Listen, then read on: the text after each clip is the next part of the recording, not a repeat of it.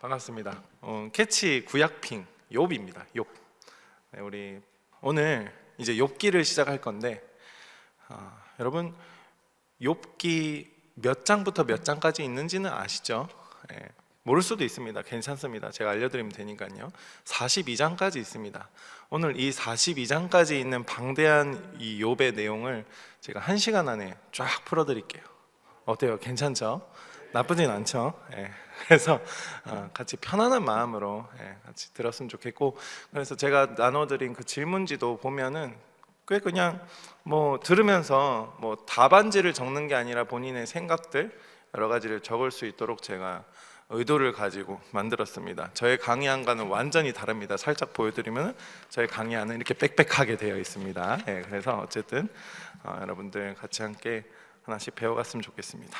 오늘 욥기를 좀 어렵고 무거운 책으로만 보지 않고 우리가 진짜로 저렇게 화면에 나와 있는 것처럼 반짝이는 그런 책처럼 우리가 여겨질 수 있도록, 욥기 딱 하면 성경에서 내가 가장 자신 있는 성경이 뭐냐라고 했을 때 이제 눈을 반짝이면서 욥기입니다 라고 할 수 있을 정도로 제가 최대한으로 욥기를 한번 설명을 해드리도록 하겠습니다. 자, 슬라이드에 적힌 것처럼 저기 밑에 뭐라고 적혀 있냐면 우리가 몰랐던 욥기의 반짝이는 비밀들을 캐치하러 떠나가 볼까요? 네, 저렇게 고난, 욥기 하면 딱 고난이죠. 새 친구 누굽니까? 엘리바스와 빌닷과 소발입니다. 거기에 나중에 젊은 엘리후까지 나오는데 그 사람들의 오해, 그리고 이 폭풍과 같은 그 고난 속에 숨겨진 그 하나님의 마음을 우리가 찾으러 한번 여행을 떠나가 봤으면 좋겠습니다. 네. 그 전에 오늘 강의의 결론부터 제가 말씀을 드리면은 뭐냐면, 우리가 성경이라는 것과 이 고난, 성경에서 말하는 고난이 사실은 사람마다 겪는 것이 다르고, 그죠?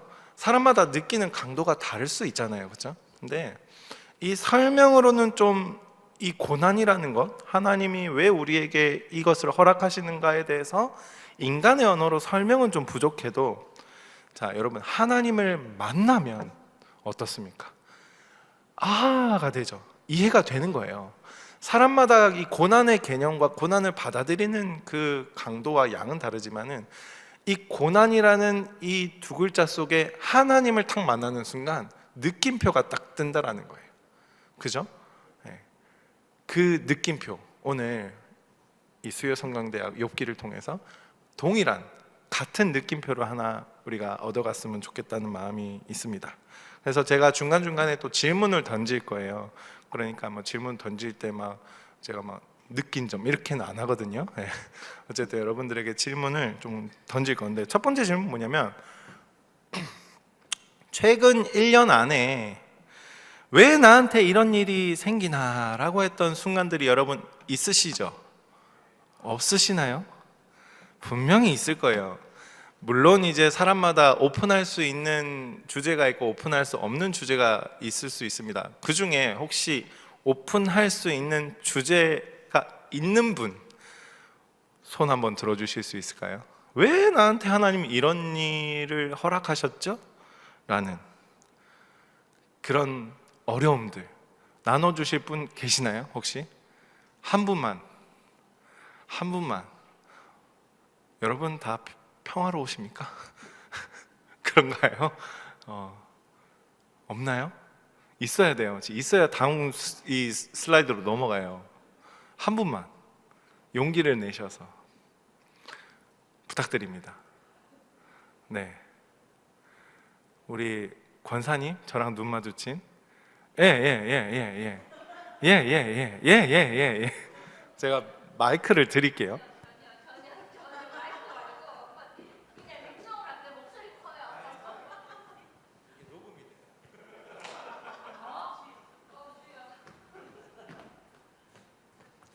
자, 그러면 오늘 우리 송월명 권사님과 함께 쭉 이 질문을 저랑 1대1로 주고 받을 겁니다. 아시겠죠?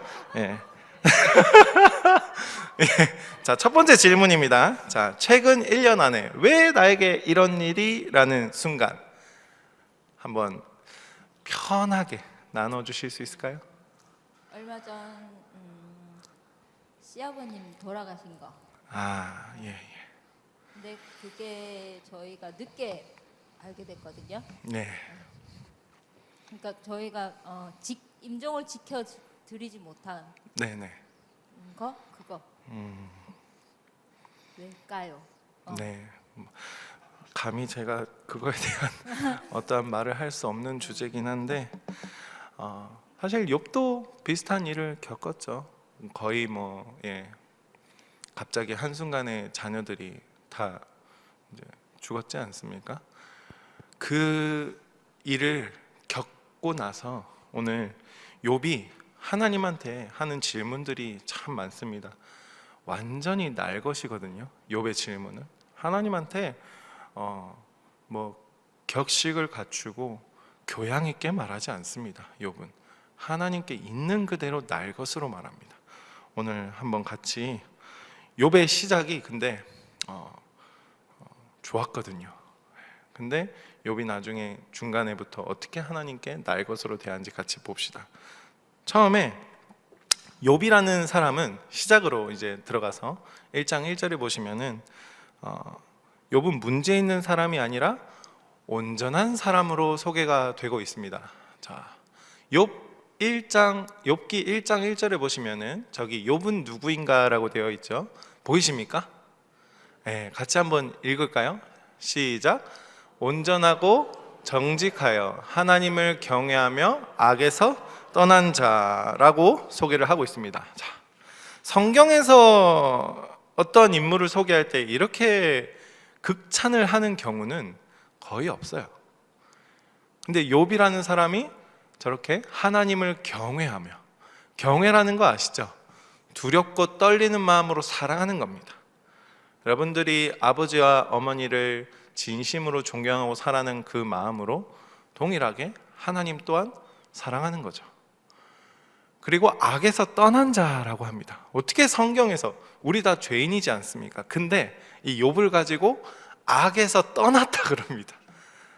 거의 이 사람은 지금 당장에 그 하늘로 올라가도 시원찮을 정도로 그런 이제 평가를 받고 있습니다. 자, 근데 여기서 첫 번째 반전이 탁 나옵니다. 뭐냐면, 자, 우리가 아니죠. 아무튼 세상 사람들이나 이제 성경을 잘 모르는 사람들이 보통 생각하는 개념이 뭐냐면, 착하게 살면은 복이 온다, 착하면 고난이 안 온다라는 생각을 다들 하고 살아가지 않습니까? 근데 그런 생각으로 욥기를 읽으면은 이 욥기 1장부터 바로 무너지는 거예요. 1장 1절에 저렇게 정직하여 하나님을 경외하며 악에서 떠난 자. 근데 이 욥이 하루아침에 자녀와 재산과 건강이 하루아침에 무너지는 거예요. 하루아침에. 그리고 3장에서 욥이 탄식을 하죠. 탄식을 어떻게 하냐? 단순히 슬프다라고 탄식하지 않습니다. 욥이 뭐라고 이제 하냐면, 제가 슬라이드에 적어둔 표현처럼 역창조하는 그런 탄식이에요. 창세기 1장에서 하나님이 빛이 있으라 그랬죠. 그러면서 혼돈을 질서로 바꾸셨는데 욥은 고난 속에서 정반대로 말합니다. 뭐라고 말하냐? 차라리 그날이 어두웠더라면. 역창조의 발언을 하는 거죠. 내가 태어나지 않았더라면. 욥이 그렇게 탄식을 합니다. 근데 욥이 여러분 믿음이 없어서 이렇게 울부짖었을까요? 아닙니다. 오히려 믿음이 있었기 때문에 하나님 앞에 정직하게 부르짖은 거예요. 그러니까 욥은 자기 자신을 기만하지 않았던 겁니다. 하나님 앞에서 정직하게 나갔다라는 거죠. 성경에서 말하는 이 믿음이라고 했을 때, 그래서 우리가 생각해 볼 수 있는 건 뭐냐? 나의 감정을 스스로 타협하고 내 감정을 삭제시키는 게 좋은 믿음이 아니라 이 감정 그대로 하나님께 들고 가는 게 믿음이 좋은 거다라는 거예요. 욥이 자기가 겪은 상황이 우리가 상상이나 할 수 있겠습니까? 지금 어디 팔레스타인이나 그런 곳에서 일어날 수 있을 법한, 그렇죠? 전쟁 중이니까 러시아 우크라이나에서 일어날 수 있을 법한 일들, 제가 이 욥기를 묵상하면 묵상할수록 와, 이 동일한 시간에 나는 아무리 힘들더라도 나는 이렇게 고민이라는 걸 하고 있네. 그렇지 않습니까, 여러분들? 근데 실제로 생사의 문제가 걸려 있고 자녀가 눈앞에서 죽어가고 죽어버리고 내 몸에 온몸에 종기가 올라와서 그런 상황을 내가 겪는다라고 했을 때 과연 우리가 지금 평소에 묵상하면서 내 모습을 보고 사색하는, 물론 이제 묵상하면서 하나님의 음성을 듣는 거지만은 보통 이제 사색으로 많이 가거든요. 이런 생각들을 하는 것이 얼마나 그 자체가 복인지, 고민을 하고 있다는 것 자체가 복이다. 내가 지금 체력이 딸리고 정말 힘들고 잠도 부족한 이 상황조차도 욥기를 딱 보면은, 욥의 이 고난을 딱 묵상을 해보면은 너무 감사한 순간들밖에 없다라는 거죠. 여기서 이제 좀 놀라운 사실 하나 제가 말씀드린 건 욥기 1, 2장에 보면은 하늘 회의 장면이 딱 나옵니다. 하늘 회의 장면이 나오는데 거기 등장하는 게 누굽니까? 하나님과 사탄이죠. 사탄인데 이 사탄이라고 하는 존재는 그 사탄의 이름보다는 중요한 거는 사탄의 역할을 말하고 있는 거예요, 성경에서. 사탄의 역할이 뭔가, 히브리어로 하사탄이라 그러는데 이 사탄의 역할이 뭐냐? 고발자, 참수자, 이런 뉘앙스가 강합니다. 즉 욥의 고난이 뭐냐면 욥이 죄를 지어서가 아니라 우리가 보기에도 훨씬 그 큰 하나님과 사탄의 그 대화 속에서 이루어지는 거죠. 사탄의 의미가 뭐라고요? 고발자, 참수자라는 거예요. 우리도 마찬가지로 욥처럼 대부분 무언가 내가 일을 겪을 때 하늘의 뜻이 뭔지 모르고 그냥 당하고 살아갑니다. 그게 당연한 거예요. 우리 하나님의 뜻을 알고 싶다고 하잖아요. 그러면은 그리스도의 마음이 내 안에 들어와야 되거든요. 근데 그걸 고민할 새도 없이 우리는 고난당하면서 하나님의 뜻이 모른 채 그냥 살아간다라는 거예요. 그게 현실이에요. 여러분, 설교에서 많이들 하나님의 마음을 가지셔야 합니다. 말은 좋죠, 그죠? 물론 우리가 구해야 되는 게 맞습니다. 그러나 현실을 탁 맞닥뜨리면은 그것마저도 못한다라는 거예요. 솔직하게 그냥 있는 그대로 하나님 앞에 너무 억울하다고, 하나님 너무 힘들어, 어떻게 나한테 이러실 수 있냐고, 그렇게 할 수밖에 없는 게 현실이다라는 겁니다. 근데 이제부터 고난이 더 괴로워지죠. 욥의 고난이, 고난 자체보다, 여러분, 고난을 내가 당하고 있는 그 자체보다 더 아픈 게 뭔지 압니까? 내 고난당하는 것을, 네? 사람들의 말이에요. 사람들의 말. 내가 겪는 고난보다 더 힘든 거는 이 고난을 판단하는 사람들의 말이에요. 봅시다. 친구들, 자, 그림은 참 이쁘게 만들어졌는데 네. 실제로 저 친구들이 어떻게 하고 있습니까? 저 그림 보시면 욥이 울고 있잖아요. 친구들이 들고 온 이 논리가 슬라이드에 적힌, 저 뭐라고 적혀 있습니까? 보응신학. 보응신학. 이제 그들이, 이 친구들이 생각하는 건 뭐냐면 권성징악처럼 생각하는 거예요. 그러니까 동전을 넣으면은 콜라가 나오듯이 너가 죄를 지었기 때문에 벌을 받는다. 인풋이 있으니까 아웃풋이 나오는 거다. 어떻게 인풋이 없는데 아웃풋이 나오냐? 인풋이 뭡니까? 죄. 내가 지은 죄들입니다. 아웃풋은 뭡니까? 벌이에요. 벌. 받는 고난들. 그러니까 친구들이 말하는 거는 분명히 너가 지은 죄가 있다. 네가 동전을 넣었을 거 아니냐. 그러니까 너가 벌을 받는 거지. 친구들이 이런 식으로 욥을 기만하죠. 또 고통스럽게 합니다. 여기서 여러분 조심할 게 뭐냐면, 성경에서는 선한 길이 유익하다라는 지혜도 있습니다. 악의 길이 파괴적이다라는 경고도 있습니다. 잠언 같은 책은 그런 원리를 이제 일반 원리를 많이 말하는데, 그런데 친구들의 이 문제는 뭐냐면 이 일반적인 원리를 절대적인 공식으로 만들어 버린 거예요. 인풋이 있으니까 아웃풋이 있다. 이 일반적인 원리를 요백에다가 탁 갖다 붙인 겁니다. 그래서 결론이 늘 똑같은 거죠. 요봐, 너가 고난이 왔으니까 결국엔 너는 죄인이야. 네가 죄를 지어서 그래. 이렇게 얘기하고 있는 거예요. 일반적인 논리 맞잖아요, 그렇죠? 근데 이 말이 욥에게 어땠습니까? 위로가 아니라 폭력이었어요. 욥에게는. 욥의 반응도 슬라이드에 보시는 것처럼 명확하죠. 나는 결백하다. 그죠? 나는 정말 결백해. 이건 이 일반 공식으로 설명을 할 수가 없어. 아, 그래. 너희들 말 틀린 말은 아니지. 근데 내가 설명이 안 돼. 이해가 되시죠? 여기서 욥기가 우리에게 아주 현실적인 질문을 던지는 겁니다. 자, 세상은 이렇게 자판기처럼 굴러가나? 아니죠. 세상은 하나님 손 안에 있지만 인간이 하나님 손 안에 있기 때문에 인간이 이 단순한 일반 공식으로 생각할 만큼 단순한 세상이 아니다라는 거예요. 이 인간 세상은.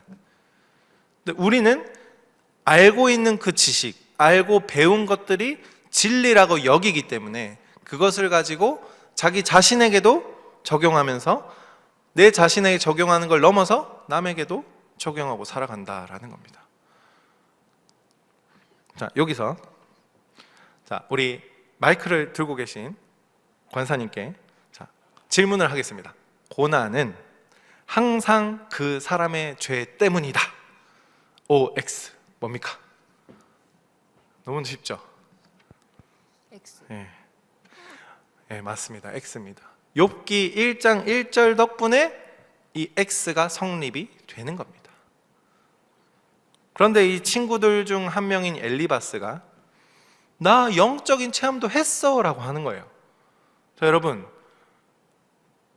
일반 원리를 가져와 가지고 이제 욥을 정죄하는데 거기에다 한술 더 떠서 나 성령님이 내 기도하니까 이런 마음을 주셨어. 성령님이 보여주셨어. 이게 확실해. 자, 이런 얘기를 할 때 우리가 반박을 할 수 있을까요? 과연? 어렵거든요. 네, 엘리바스가 그런 얘기를 했다라는 거예요. 분위기를 탁 몰아가는 거죠. 다음 슬라이드 보시면 엘리바스가 이 영이라는 걸 만났어요. 근데 여기서 제가 표현한 거는 밤의 그림자.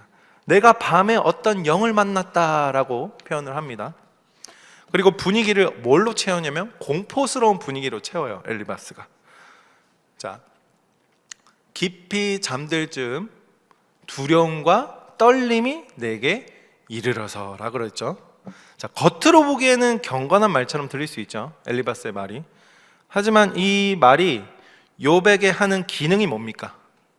욥에게 어떻게 느껴지게 말하고 있습니까? 욥을 하나님께 데려가는 말로써 지금 하고 있나요? 엘리바스가? 아니에요. 욥을 눌러가지고 입을 막고 있습니다. 엘리바스의 저 말은. 여기서 우리가 분별 기준을 하나 세워야 되는 게 뭐냐면 영적이라는 말이 붙는다고 해가지고 다 하나님께서 주신 말이 아니다라는 거예요. 성경은 늘 이 분별을 요구하거든요. 중요한 건 뭐냐? 그 분별은 내 느낌이 아니라 하나님의 성품과 말씀의 방향으로 하는 거예요. 뭐라고요? 하나님의 성품과 말씀의 방향으로 하는 거죠. 제가 예를 들어서 야, 너 지금 힘든 거 보니까 너 분명히 죄 지었는데? 욥이 말합니다. 아니라니까. 이때 옆에 있는 사람들에게 묻습니다. 지금 누가 더 힘드나? 고난당한 사람이 더 힘드나? 정죄 듣는 사람이 더 힘드나? 여러분, 둘 중에 뭐가 힘들겠습니까? 둘 다 힘들죠. 예, 그렇죠. 근데 둘 중에 뭐가 힘들까요? 정죄가 여러분 고난당하는 사람을 2차 고난으로 만드는 거예요. 정죄가. 그래서 다음은 뭐냐? 탐정 수첩이라고 제가 제목을 지었는데 여기서 뭐라고 말하고 있습니까? 그 영 뭡니까? 엘리바스의 그 영은 가짜였다라는 거예요. 이 슬라이드에 세 가지 증거가 있죠. 첫 번째, 자, 공포인가 평안인가. 여러분, 이 영에서 분별을 잘 하셔야 되는 거는 우리에게 공포심을 불러일으키는가 아니면 나에게 거룩한 두려움으로 오게 만드는 거. 그러니까 뭡니까? 경외입니다. 공포인가 경외인가를 정확하게 분별을 하셔야 된다는 거예요. 하나님의 임재는 경외가 있습니다. 공포만 있는 게 아니에요. 하나님은 사람을 공포스럽게 만들어서 미워하게 만드시는 분이 아니라는 거예요. 엘리바스가 이 전한 분위기는 이 경외라기보다는 약간 공포 쪽에 가깝죠. 그래서 사람을 무너뜨리는 쪽입니다. 두 번째 뭡니까? 인간 혐오인가 인간 존중인가. 가짜 영의 메시지는 뭐냐면 사람을 벌레로 만듭니다. 네 쓰레기야 라고 이렇게 생각하게 만드는 거예요. 너는 말할 자격이 없다라고 끝나요. 거기서. 근데 하나님께서 1장 2장에서 욥을 뭐라고 부르냐면 내 종이라고 부릅니다. 그리고 온전한 자라고 말씀하셨죠. 즉 하나님이 이미 세워주신 사람을 영적인 말로 짓밟는 것은 하나님의 방식이 아니라는 거예요. 그 사람이 어떠하든 간에 하나님의 방식이 절대 아니다라는 거죠. 히브리어 문법도 간단하게 제가 설명을 해놨는데 히브리어의 르아흐라는 게 영이거든요. 이게 문법적으로도 여성형으로 많이 다루지만은 어떤 경우에 남성형처럼 쓰이는데 이 엘리바스가 말한 영이 남성형으로 쓰이면서 이 영이라는 건 악령과 귀신을 표현할 때 쓰는 단어입니다. 이 성령의 영이 여성 명사로 르아흐거든요. 근데 여기서 엘리바스가 쓴 표현은 남성형입니다. 그래서 결론은 물론 문법은 힌트가 될 수 있어도 최종 판정은 뭐냐면 이 메시지가 엘리바스의 메시지가 하나님의 성품을 닮았는가 이것을 우리가 판단을 해야 된다라는 겁니다. 그리고 이 슬라이드의 결론 문장 같이 읽으실까요? 시작. 엘리바스는 속이는 영에게 속아 욥을 정죄했습니다. 네, 욥을 살려야 되는 거죠. 그렇죠? 고난당하는 욥에게 위로하고 살리는 말을 해야 되는데 결국에는 뭡니까? 내가 영적인 체험을 했었는데 너가 분명히 죄를 지은 게 맞아 이러면서 계속 욥을 가스라이팅하는 거죠. 여러분 그런 경험이 있습니까? 혹시 내가 힘들 때 어떤 사람이 나에게 성경적인 설명으로 나를 더 눌리게 만들었던 경험이 있습니까? 혹시? 있어요? 네.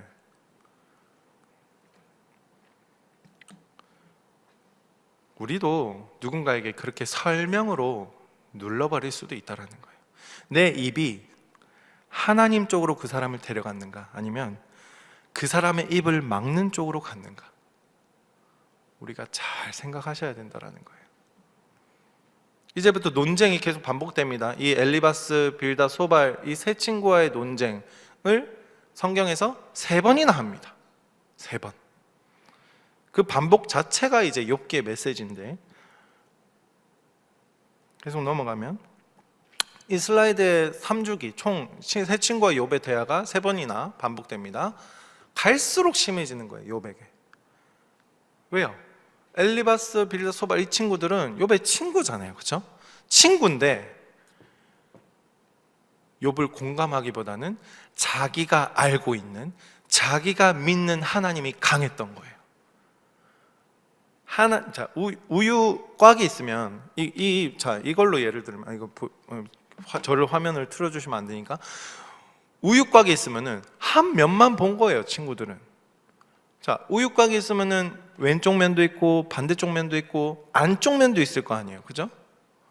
그렇잖아요. 바닥면도 있을 거고 그 안에 우유가 고여 있을 수도 있고 안 고여 있을 수도 있고 그렇죠? 근데 이 친구들이 한 면만 자기가 보는 하나님만 보고서 그게 답이라고 생각하고 욥을 3번이나 정죄했다라는 겁니다. 4장에서 14장이 첫 번째 공격이고 두 번째가 15장에서 21장입니다. 두 번째 대화고요. 22장에서 27장이 세 번째 대화인데 갈수록 공격이 심해집니다. 처음에는 이 세 친구가 욥에게 약간 좀 그냥 처음에 한 7일 정도는 욥을 같이 애도했잖아요. 아무 말도 안 하고. 그러다가 이제 첫 번째 질문으로 시작해서 공격으로 이어지는데 처음에는 혹시 욥아 너가 실수한 거 아니냐라는 수준이었거든요. 욥한테. 근데 나중에는 욥기 22장에서 보시면은 뭐라고까지 말하냐면 너 과부의 팔 꺾었지. 이렇게까지 질문을 합니다. 짓지도 않은 죄를 날조하는 거예요. 욥이 짓지도 않은 죄를. 이 사람의 생각이 얼마나 악하고 사람이 가진 선입견이 얼마나 무서운지 아시겠습니까? 그 사람을 악하게 보기 시작하면요, 있지도 않는 편견이 나에게 생긴다라는 거예요. 여러분 어떠십니까?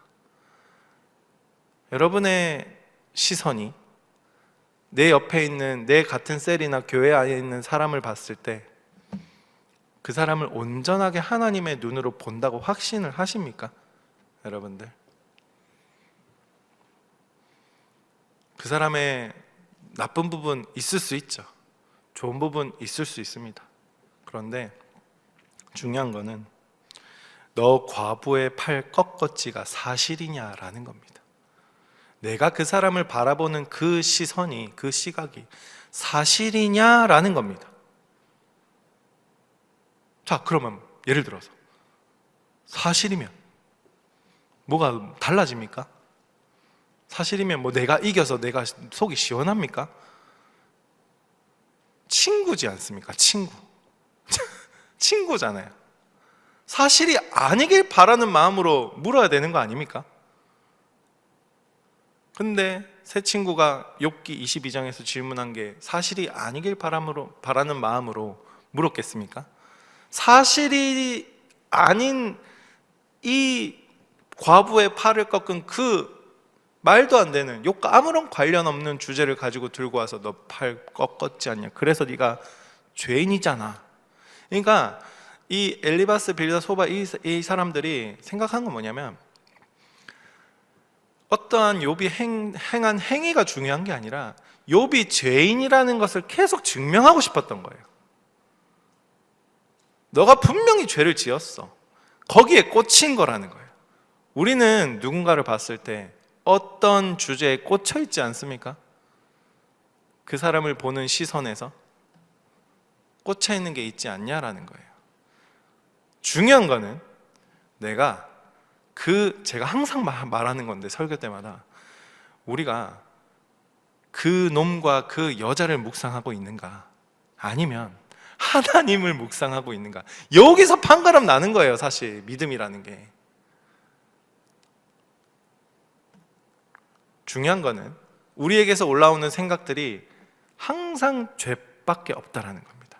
원래 올라오는 생각들, 성령의 은혜가 있어야만이 성령님께서 주셔서 우리가 생각을 할 수 있게 된다라는 거죠. 그냥 나에게서 올라오는 것은 죄성밖에 없어요. 늘 노출되어 있는 겁니다. 그래서 제가 한 번씩 농담 반, 이렇게 진담 반으로 던지는 게 마귀 억울할 수도 있다라는 거죠. 물론 마귀도 그걸 노리고 있겠지만은 우리에게서 올라오는 이 죄성, 여러분 죄성 얼마나 묵상하고 계신, 여태까지 함께하는 교회에서 저도 해결이 안 됩니다. 저도 매일 싸워야 됩니다. 매일마다 싸워야 된다고요. 올라오는 죄성과 내가 됐다라고 생각하는 순간 완전 무너지는 거예요. 그때는 거의 뭐 노란불이 아니라 빨간불이에요. 빨간불. 거의 뭐. 그래서 우리가 계속 한번 봅시다. 자, 욥기 22장에서 너 과부의 팔 꺾었지, 이게 사실입니까? 사실이 아닙니까? 사실이 아니잖아요. 여기에 욥기의 이 무서운 현실 묘사가 있는데, 사람은요 이 고난 앞에서 하나님을 알고 싶다라기보다는 내가 이해가 가능한 세계를 지키고 싶어 해요. 내가 이해가 가능한 그 세계, 그 틀에서 벗어나고 싶지 않아 해요. 사람이라는 건. 그래서 친구들은 욥을 살리는 대신 자기들이 가진 이 세계관을 지키려고 욥을 희생시키는 거예요. 죄인으로 만들어야 돼요. 자기가 가진 이 세계관을 지켜야 되기 때문에. 이게 지금 세상뿐만 아니라 교회에서도 세상의 가치관이 얼마나 틈타고 들어왔는지 아십니까? 세상의 이 이데올로기가 포스트 모더니즘으로 인한 기독교인 것처럼, 정의라는 것도 기독교인 것처럼 탈을 쓰고 얼마나 많은 세계관이 뒤죽박죽된 세계관이 다 들어와 있는 줄 아십니까? 조금만 공부를 해보면은 저는 진짜 너무 소름이 끼칩니다. 얼마나 이 세계관이 우리가 영향을 많이 받았고, 문화 막시즘이라는 그런 여러 가지 이 주제들을, 이런 용어들도 배우기 힘들지만은 여러분, 교회 안에도 동일합니다. 그래서 제가 요즘 어떤 책을 읽고 있는데, 거기서는 선교라고 했을 때, 선교도 참 이제 가난한 지역에 가서 선교라고 했을 때 가난한 지역에 가서, 그죠? 베풀고 봉사하는 걸 보통 우리 선교라고 이제 많이들 생각을, 이미지가 그렇잖아요. 근데 선교라는 거는 굉장히 포괄적이거든요. 교회 안에서도 선교를 할 수 있고, 선교의 가장 책에서 제가 읽은 바 내용대로 따르자면은 선교의 가장 효과적인 방법은 뭐냐면 제자 양육입니다. 제자를 키우는 거예요. 제자를. 누구의 제자입니까? 예수님의 제자를 키우는 거예요. 함께하는 교회가 그렇게 달려왔지 않습니까? 이 세계관을 지키려고 이 친구들이 욥을 희생시킨다라니까요. 와, 기가 막히는 거예요. 지금 이 현실에서도, 지금 우리가 사는 시대에서도 동일한 일들이 수도 없이 벌어지고 있습니다. 그렇지 않습니까? 그리고 한 문장으로 우리가 이 욥기를 통해서 배울 수 있는 결론, 또 두 번째 결론 뭐냐면, 사랑이 없는 신학, 사랑이 없는 교회, 사랑이 없는 판단은 흉기예요. 흉기. 칼이에요. 칼. 사랑이 없는 것은 교회 안에서 특히 흉기입니다. 흉기. 그게 아무리 내가 생각했을 때 좋아 보일지라도 그 사람을 난도질하는 겁니다. 우리 모두 다 같은 죄인 아닙니까? 그렇죠? 누가 누구에게 잘 되고 못 되고 안 되고 판단할 수 있겠습니까? 이 기본 가치관, 세계관 자체부터가 안 깔려 있으면은 세상 가치관이 이곳에 들어와서 지배한다니까요. 제가 세상 가치관을 무시하는 게 아닙니다. 세상 가치관 중에서도 같이 우리가 이끌어 가야 되겠죠. 그 세상과 함께. 그죠? 우리가 구별은 돼야 되는 거죠. 아예 차단하면 안 됩니다. 구별이 돼야 된다라는 겁니다. 그 안에서. 여기까지 이제 왔을 때 욥이 원하는 건 뭡니까? 욥이 지금 이 상황에서 원하는 게 뭘까요? 우리 권사님 안심하고 계실 때 마이크를 들어주시고, 욥이 지금 이 상황에서 딱 원하는 게 뭘까요? 가장 원하는 거, 욥이 이렇게 공격을 3번이나 받습니다. 제가 슬라이드 7 되기 전에 질문을 합니다. 뭘까요?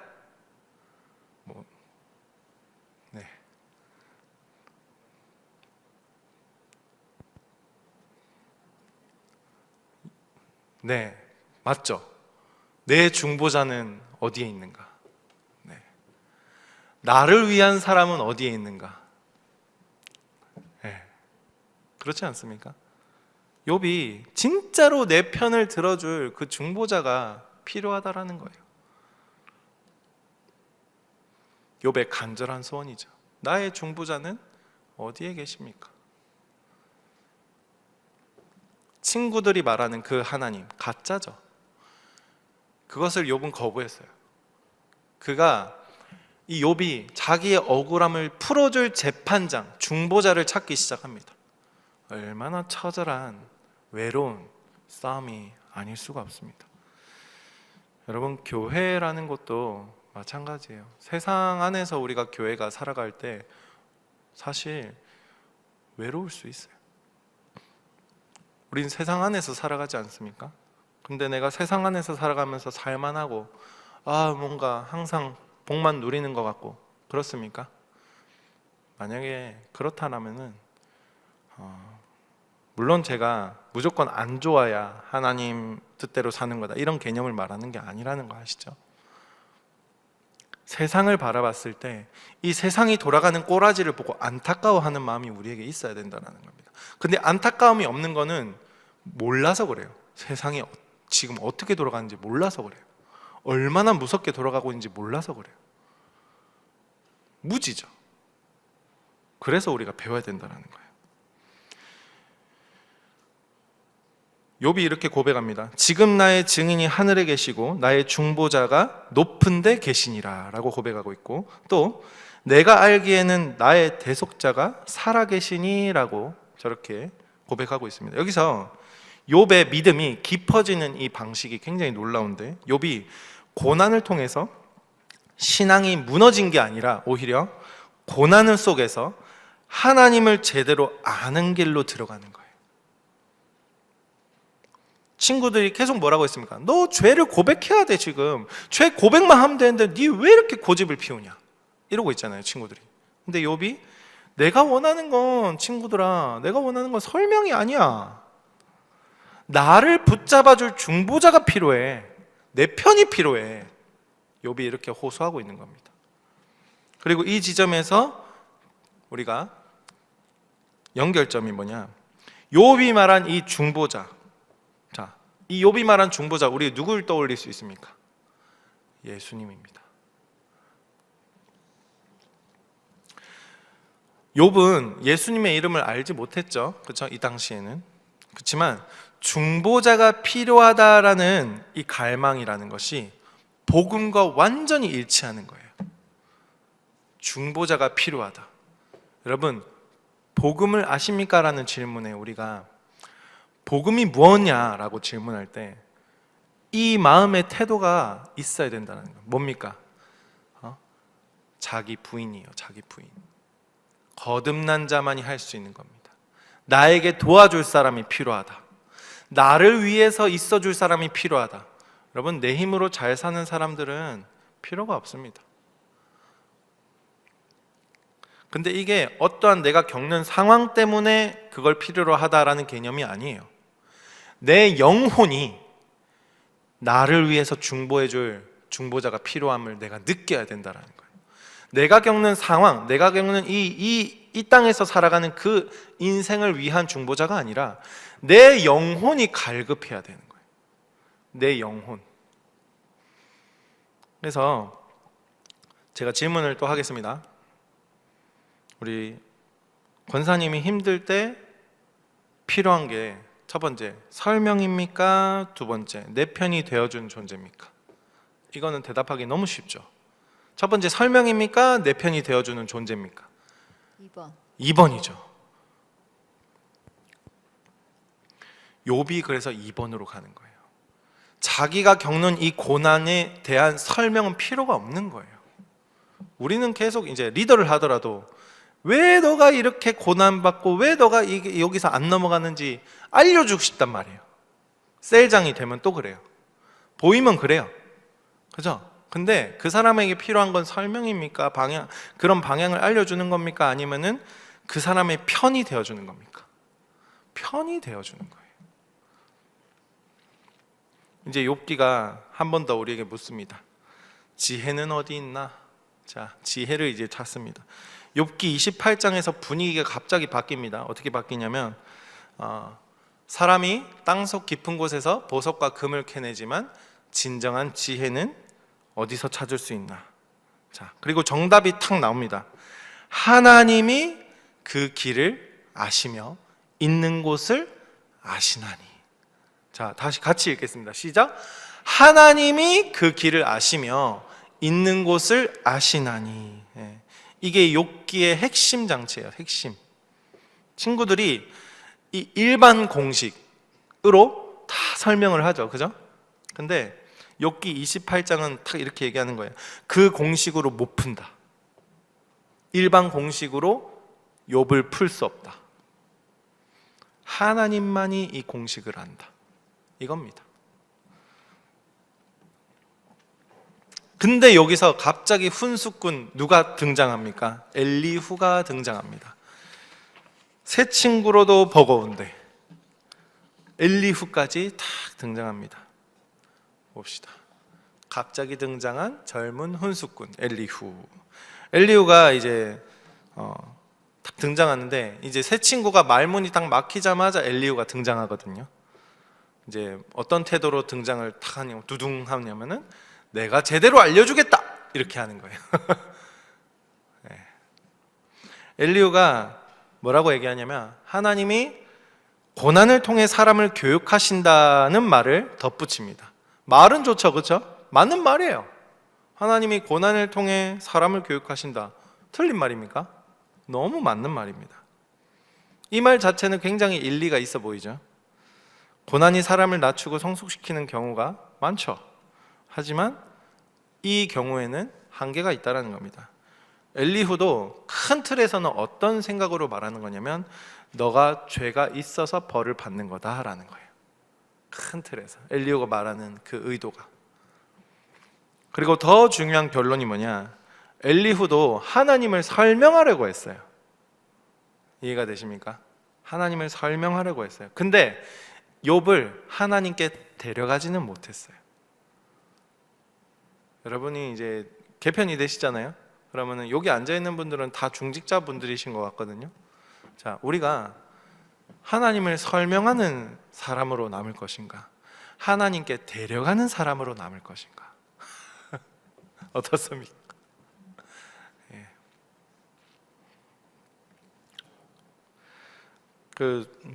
세상 얘기로 말은 적게 하고 지갑은 많이 열어라라는 말도 있잖아요. 예. 우리가 안다고 설명해 가지고는 사람을 살릴 수 없습니다. 예. 제가 이 의도가 막 저한테 지갑을 열어라 이런 의도 아닙니다. 절대 오해하시면 안 됩니다. 예. 물론 좋습니다. 예. 쓸 데가 너무 많기 때문에 예. 공동체 많이 흘려 보내야 되기 때문에 굉장히 많이 필요한데 중요한 건 그게 아니다라는 겁니다. 예. 어쨌든 클라이막스가 뭐냐면 여기서 설명이 아니라 등장이에요. 등장. 누가 등장합니까? 이제 하나님이 등장하는 거예요. 예. 하나님이 오시는 거예요. 너무 놀랍지 않습니까? 이 상황 속에서 갑자기 하나님이 탁 등장한다니까요.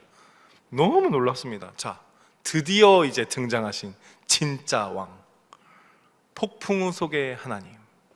여러분, 욥기에서 하나님 등장할 때 소름이 돋습니다. 진짜 이 상황에서 모든 것을 해결하시는 진짜 해결자. 거의 뭐 이제 영화 보면은 그 사이다 같은 부분, 딱 이 부분 아닙니까? 하나님 탁 등장. 욥기 38장 1절이에요. 하나님이 폭풍우 가운데서 말씀하십니다. 여기서 모두가 기대하는 건 이겁니다. 자, 우리가 지금 궁금한 건 뭡니까? 하나님, 그래서 욥이 왜 고난 당했습니까? 우리가 궁금한 거 이거 아닙니까? 하나님한테 가가지고 질문하고 싶은 거. 나도 지금 하나님, 도대체 왜 내가 이런 고난을 겪고 있습니까? 라는, 여러분 다 그런 질문 하고 싶지 않으세요? 하나님 여기 갑자기 탁 나타나셨다. 빛으로. 형상이 없으시니까 나타나셨다. 우리 다 뭐라고 질문한 겁니까?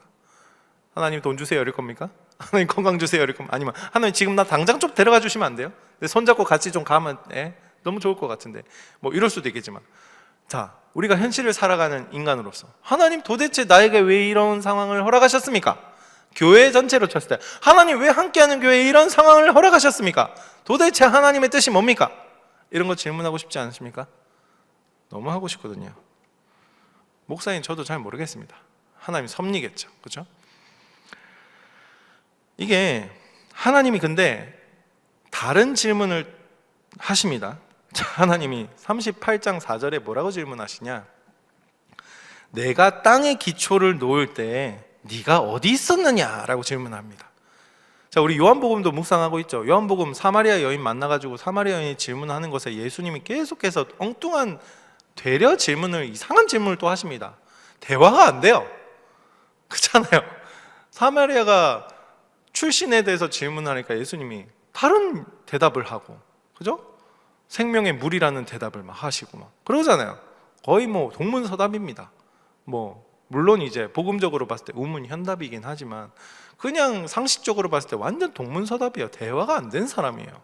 이 사람이 도대체 책을 한 권이라도 읽었나라는 생각이 들 정도로 대화가 안 되는 티키타카가 있거든요. 근데 하나님도 마찬가지입니다. 내가 땅의 기초를 놓을 때 네가 어디 있었느냐? 이건 무슨 수수께끼 퀴즈도 아니고 갑자기 이런 질문을 하십니다. 이게 욥에게 잔인한 질문이 아니에요.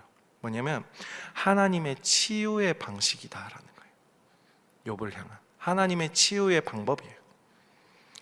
하나님은 욥한테 정답으로 설득하려고 하지 않으세요.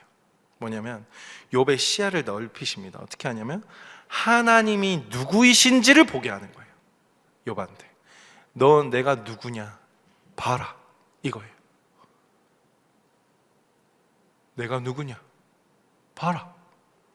자, 우리가 배탈이 나면은 어느 병원을 갑니까? 소아과를 내과를 가죠. 소아과가 아니죠. 제가 오늘 소아과를 갔다 와죠. 어쨌든 내과를 가죠. 네, 몸에 상처가 나면 어디 갑니까? 소아과가 아니라 외과를 가야 되죠. 그죠? 자, 우리의 영혼이 아프면 어딜 가야 됩니까? 하나님한테 가야 된다라는 거예요. 하나님께서 욥의 죄 목록부터 캐묻지 않으세요.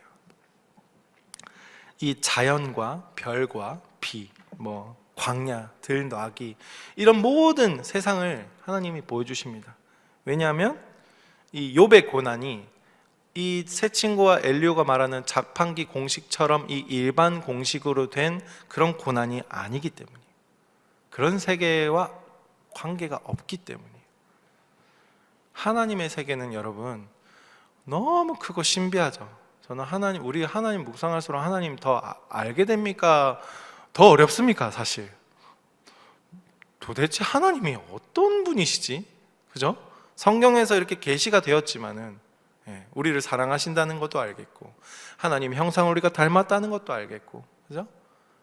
하나님이 우리에게 이 땅을 허락하셨다는 것도 알겠고 여러 가지 알겠는데 우리가 알 수 있는 건 성경에 계시 말고는 없지 않습니까?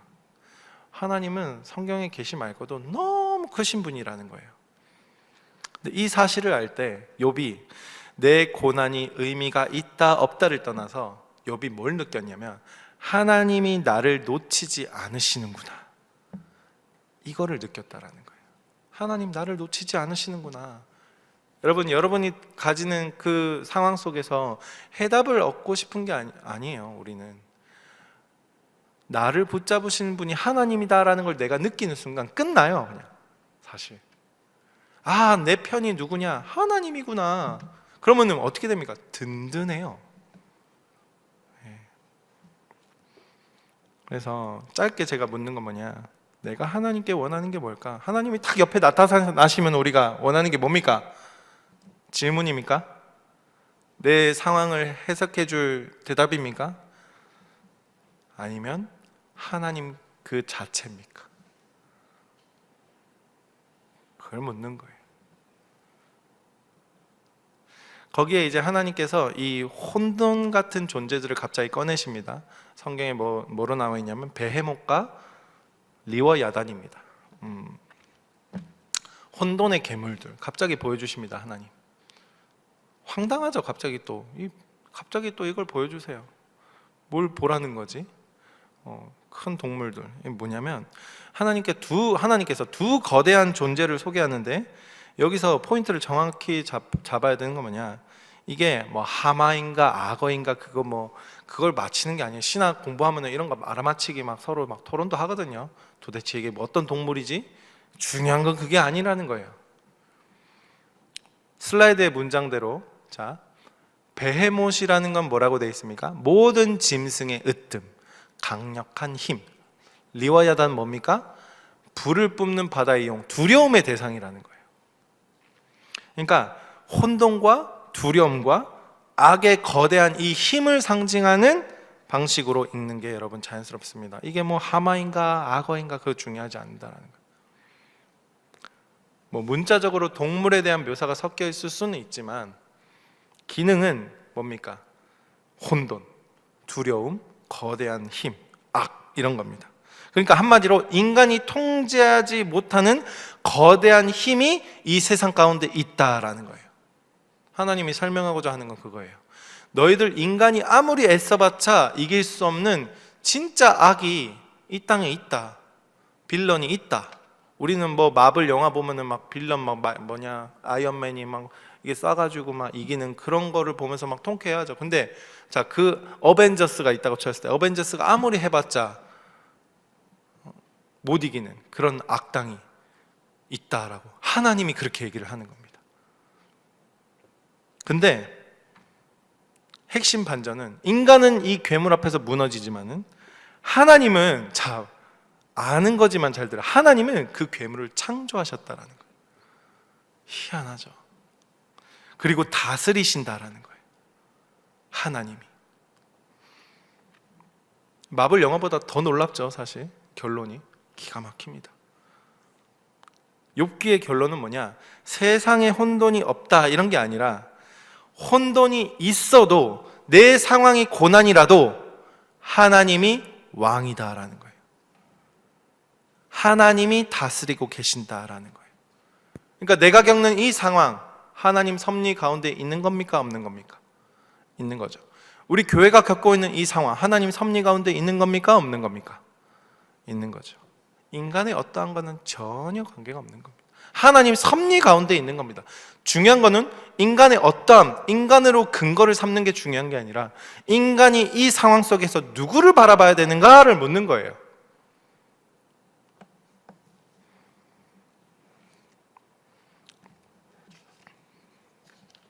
넘어가서 그러면 자 여러분 하나님이 왕이신데 우리 이런 질문할 수 있지 않습니까? 하나님한테 하나님 왕이신데 세상 왜 있고 오라집니까? 왜 이렇게 만드셨어요? 여기 옆에 딱 계시다고 쳤을 때 하나님 도대체 왜 이렇게 만드셨죠? 이 세상을 왜 이렇게 만드셨죠? 라는 질문 할 수 있지 않습니까? 자 욥기로 우리가 공부를 하고 있잖아요. 욥기에서 자 우리가 하나님한테 세상이 왜 이렇게 엉망입니까? 악당들이 왜 이렇게 잘 삽니까?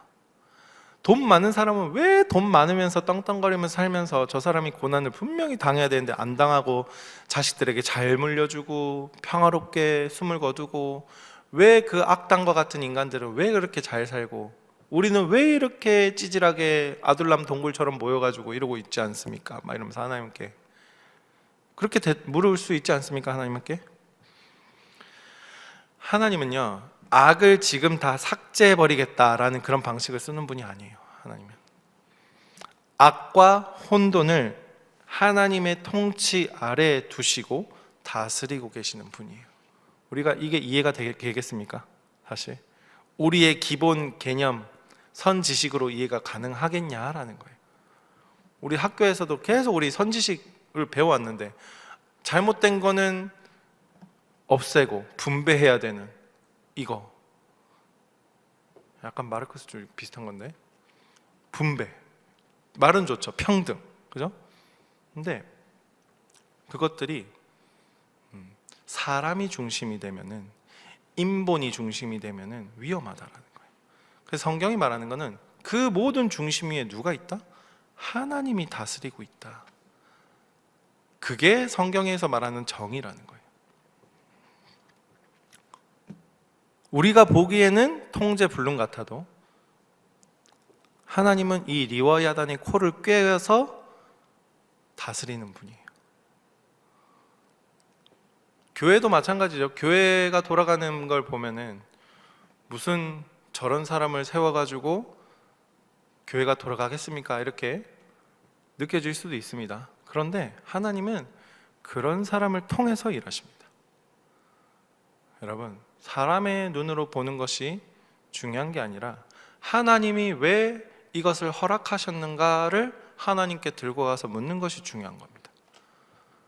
인간이 눈으로 봤을 때는 실력이 없는 것 같아 보이고 형편없어 보이고 실제로 문제가 터지고 그러면 우리가 뭐라고 합니까? 네, 그럴 줄 알았다.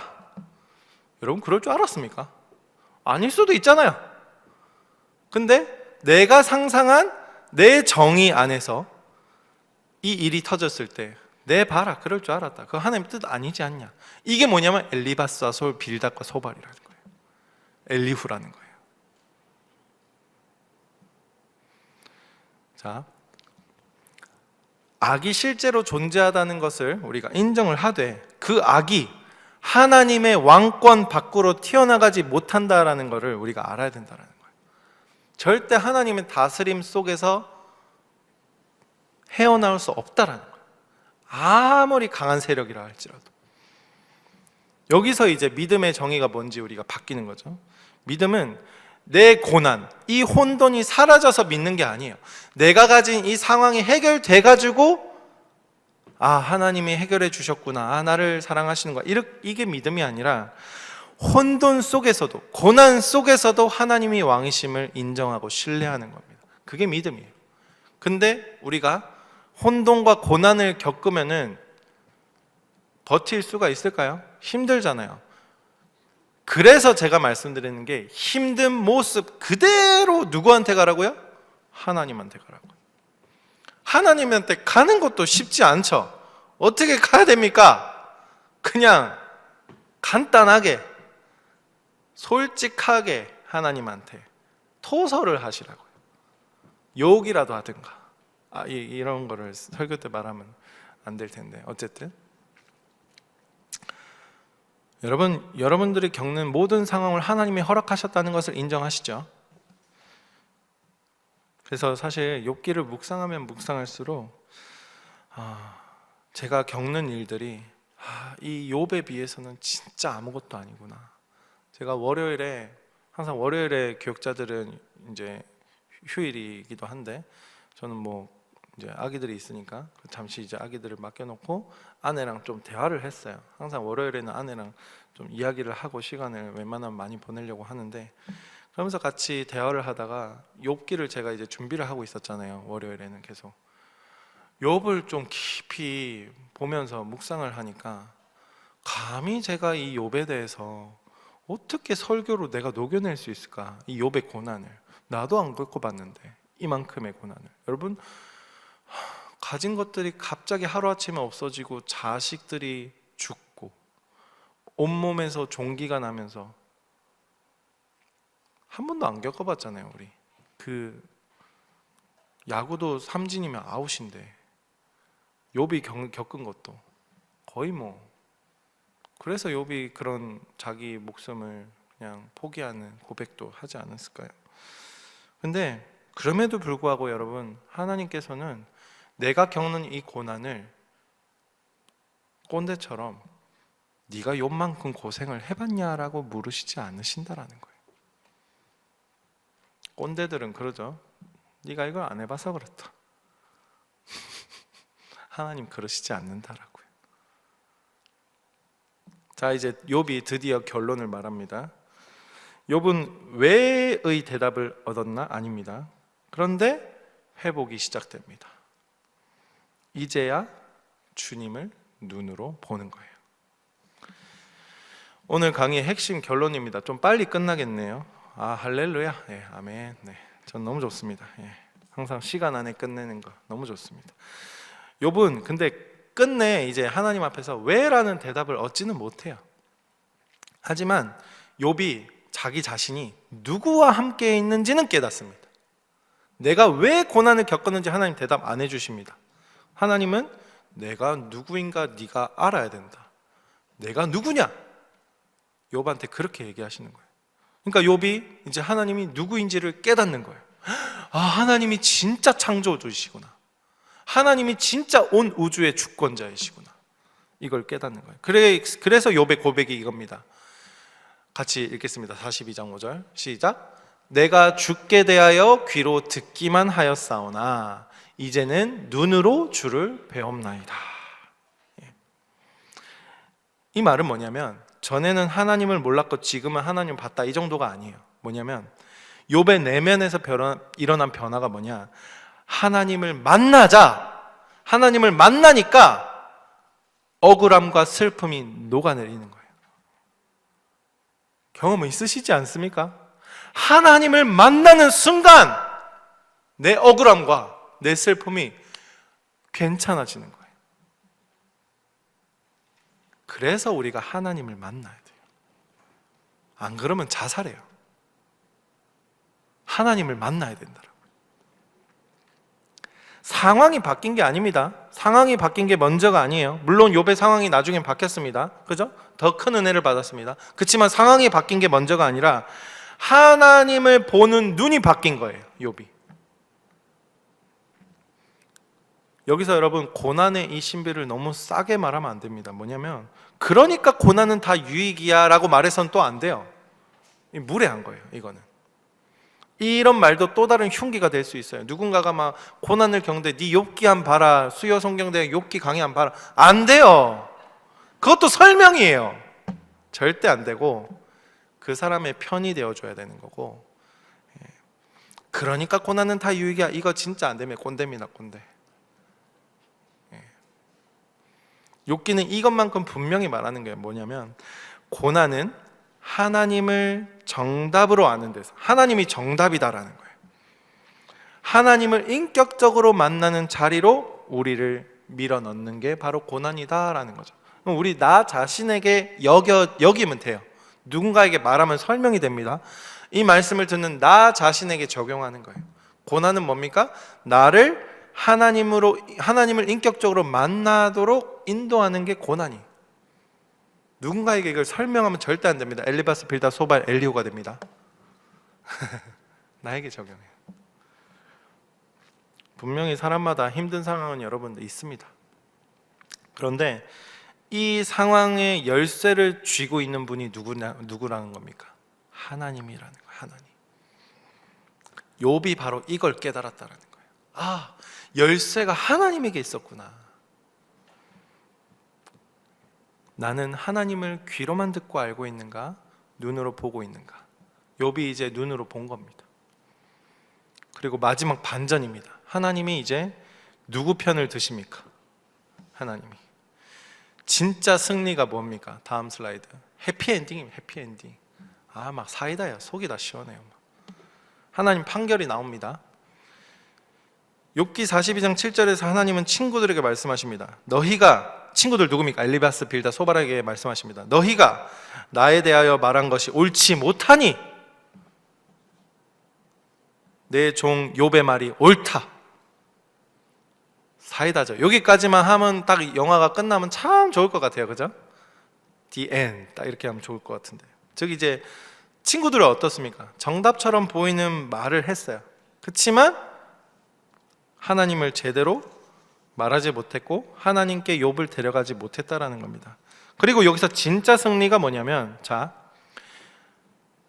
우리가 보통 좋아하는 이제 해피엔딩 스토리는 이제 그 나쁜 놈들을 처단하고 나쁜 놈들이 죽어야 끝인데 성경에서는 그걸로 끝나지 않아요. 뭐냐면, 자, 하나님은 욥한테 다시 뭐라고 하냐면 친구들을 위해 기도하라 라고 합니다. 욥기 42장 8절에서 10절입니다. 고난당한 사람이 정죄하던 사람을 위해서 중보하기 시작하는 거예요. 여러분, 성경이 세상의 가치관과 다른 게 이겁니다. 엄청난 겁니다. 이거는 욥은 피해자로 끝나지 않습니다. 뭐냐면 중보자의 자리로 올라서는 거예요. 여러분, 그래서 중보교대의 능력이 얼마나 대단한 건지 이제 아시겠습니까? 얼마나 차원이 다른지 아시겠습니까? 그냥 내가 중보하는 아니에요. 그리고 욥에게 뭐 합니까? 갑절의 축복도 주어줍니다. 우리는 갑절의 축복을 원하기 때문에 중보하는 마음이 있지 않습니까? 솔직하게 얘기해서 네, 솔직해져야 된다는 거예요. 하나님 앞에 우리는 솔직해야 돼요. 자,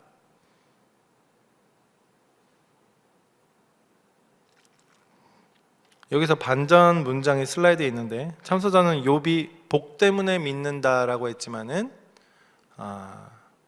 그죠? 욥은 뭡니까? 아무것도 없을 때도 어떻게 했습니까? 하나님을 붙잡았어요. 자, 여러분, 욥기 1장부터 42장까지 쭉 봤는데 그 42장까지 욥이 누구를 붙잡았습니까? 하나님을 붙잡았어요. 하나님께 대들었고 하나님께 항변했고 하나님께 호소했어요. 자기 방법을 찾지 않았다라고요. 이해가 되시겠죠? 왜 하나님이 욥기 1장 1절에 욥이 정직하고 의로운 사람이라고 했는지 욥기 42장 전체를 통해서 욥이 증명한 거예요. 이제 이 강의의 적용을 한 문장으로 우리가 캐치해 봅시다. 마지막입니다. 우리 삶에도 이해할 수 없는 폭풍이 불어올 때가 있죠, 여러분. 그 상황 속에서 서로를 자판기 공식처럼 너가 죄를 지었으니까 벌을 받는 거야 라고 서로를 정죄하지 않았으면 좋겠습니다. 그런 시선으로 사람을 보지 않았으면 좋겠다라는 거예요. 절대 너가 실력이 부족하니까 이것을 겪는 거야 라고 판단하지 않았으면 좋겠다라는 겁니다. 엘리바스의 가짜형에 속지 마시고요, 폭풍 속에서도 우리를 붙드시는 그 하나님을 여러분 신뢰했으면 좋겠습니다. 자판기 공식처럼 그러니까 너 벌 받는 거야, 그러니까 너 하나님이 치시는 거야, 그러니까 네가 이걸 겪는 거야 라고 하는 것은 하나님을 돕는 말이 아니라 사람을 찌르는 말이 되는 거예요. 사람을 찔러서는 절대 안 됩니다. 그 사람이 편이 되어줘야 됩니다. 마지막으로 이 폭풍 너머에 계신 그 하나님을 만나는 것, 그 하나님을 만나는 것이 무슨 일을 겪든 간에 여러분 하나님을 만나는 것이 최고의 선물이에요. 그래서 이런 말도 있죠. 성경을 몸으로 쓸래? 그냥 있는 거 읽을래? 둘 중에 선택하시면 돼요. 하나님 분명히 선택한 사람은 몸으로 쓰게 하시거나 읽게 하시거나 둘 중 하나로 하나님을 알게 하십니다. 이게 무슨 말인지 아시겠죠? 욥기는 우리에게 고난을 다 설명해 주지는 않아요. 대신 고난 속에서도 하나님이 왕이시고 고난 속에서도 하나님을 만나면은 절대로 무너지지 않는다라는 것을 욥기가 보여주고 있는 겁니다. 그래서 이번 주 적용, 이제 남은 며칠 남았는데 누군가의 고난을 우리가 듣는다, 누군가의 나눔을 듣겠죠. 주일에도 나눔을 듣겠죠. 설명하지 마십시오. 입을 다무십시오. 저에게도 적용입니다. 입을 다뭅시다. 그리고 로마서 12장 15절처럼 함께 웃고 함께 우는, 그게 바로 경건이에요, 여러분. 그런 함께하는 교회가 되었으면 좋겠습니다. 우리 같이 마지막 찬양 한 곡 했으면 좋겠는데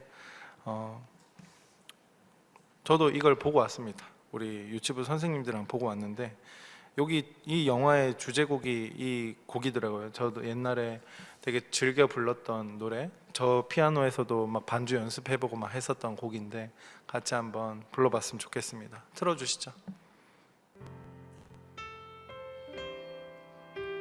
영상 틀어주실 수 있어요? 그거 유튜브? 네. 아시겠죠? 같이 불러봅시다. MR이야, MR. 왜 나를 깊은 어둠 속에 홀로 두시는지, 어두운 밤은 왜 그리 길었는지, 나를 고독하게, 나를 낮아지게, 세상 어디도 기댈 곳이 없게 하셨네.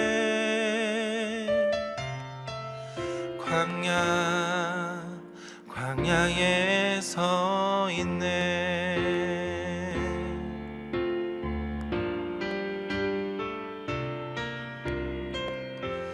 주님만 내 도움이 되시고 주님만 내 빛이 되시는, 주님만 내 친구 되시는 광야.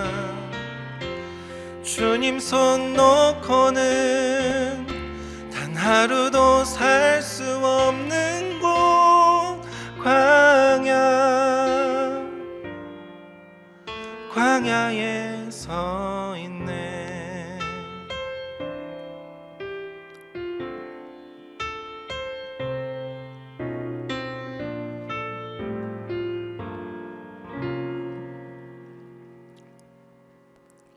왜 나를 깊은 어둠 속에 홀로 두시는지, 어두운 밤은 왜 그리 길었는지, 나를 고독하게, 나를 낮아지게, 세상 어디도 기댈 곳이 없게 하셨네.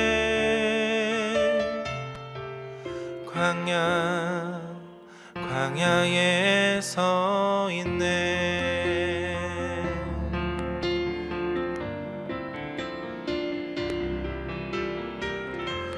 주님만 내 도움이 되시고, 주님만 내 빛이 되시는, 주님만 내 친구 되시는 광야.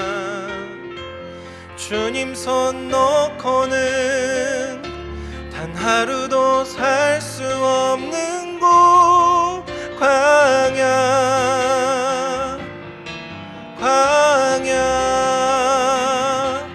주께서 나를 사용하시려, 나를 더 정결케 하시려, 나를 택하여 보내신 그곳 광야.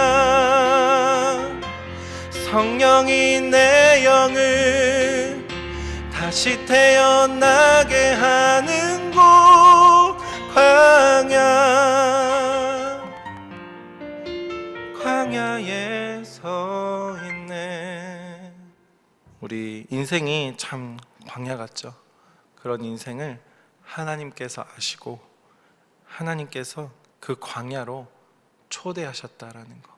우리 욥기 같은 욥 같은 인생을 정말 살아가는 우리 함께하는 교회 성도님들께 그 길 가운데 하나님을 만나는 은혜가 있기를 주님의 이름으로 축원드립니다.